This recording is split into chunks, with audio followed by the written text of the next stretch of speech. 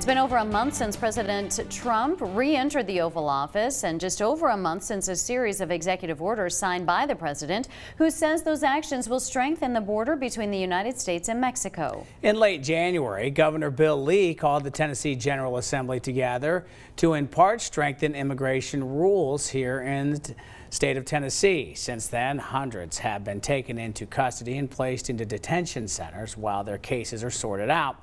Some will be able to stay in the United States, but it's predicted many will be sent back to Mexico. News Channel 11's Jeff Keeling spoke with a family in Johnson City in our area who say they were just trying to comply with immigration rules when they were split apart by ICE. Like, hey, we need you to work for us. We need you to sell drugs. We need you to do this and that. If not, your sister's going to pay for it. They were gang members in Mexico City, talking to Carlos Martinez's 18-year-old nephew. He and his 15-year-old sister lived with their grandmother in a poor part of the sprawling metropolis. We know there was problems, but we didn't know how bad the problems are. And we're like, okay, it's family. Of course, we're going to take them. And once again, it's a 19-year-old and a 15-year-old. Immigration lawyer McKenna Cox says the siblings fled north and requested asylum in the United States. Went through a vetting process, spent several weeks in a facility there, being cleared, doing interviews, and they were allowed to stay here for at least a year. That year-long parole period allows applicants time to go before a judge in their asylum cases. Carlos's nephew arrived December 3rd. He was excited because never seen snow. It was snowing that day, and it was his birthday too. The Martinezes had to prove they could support the kids, who couldn't travel outside a small area and had other restrictions. Your phone, GPS location always on, things like that. And we did follow those rules. A check-in appointment in Knoxville January 8th went great, and Martinez expected the same when they returned January 28th. For them to tell us, hey, we're doing good, everything's good. No worries, but no, everything changes. The previous appointment had lasted less than an hour, with text communication back and forth. 2 hours go by, nothing, and that's when I sent a text to my wife, and I'm like, hey, I'm not liking this. I also sent him text because of the previous. I was like, hey, are you okay? And he didn't respond to text. Martinez went to the door and waited until an agent came out. Sorry to bother you. I just brought a nephew. I just want to see what's going on. And with smart, he's like, yeah, he's not coming out. He's going to get detained under the new administration. When they give you that, he's not coming out, you like completely go blank and you're like, what's going on? I called my wife and they're like, hey, they told me they were not going to let him come out. So once again, I was not happy with that response. It was January 28th.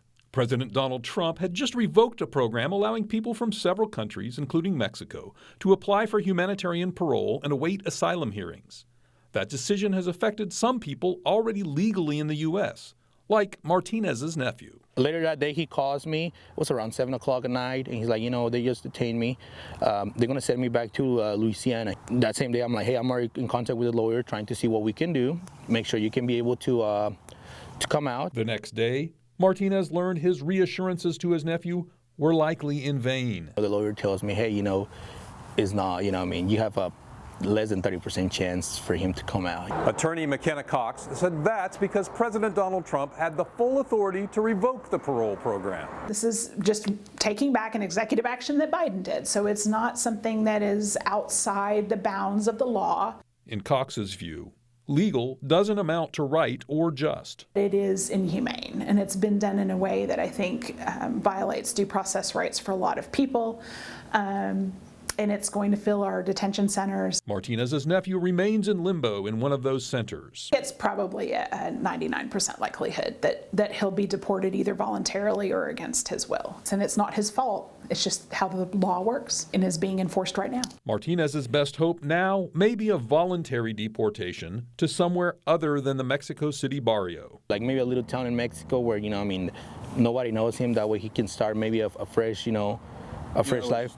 But at this point, Martinez is frustrated and not counting on anything. It's a little bit disappointing for sure, because, they tell us, oh, follow the rules and everything will be okay. But then, once you follow them, everything's not going to be okay. In Johnson City, Jeff Keeling, News Channel 11.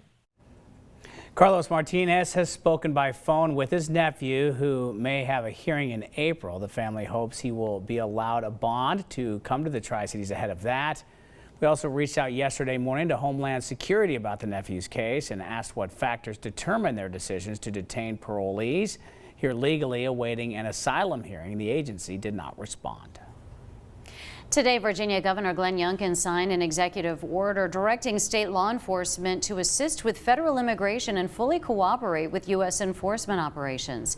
Virginia State Police will enter into a memorandum of understanding with ICE as a result of that executive order.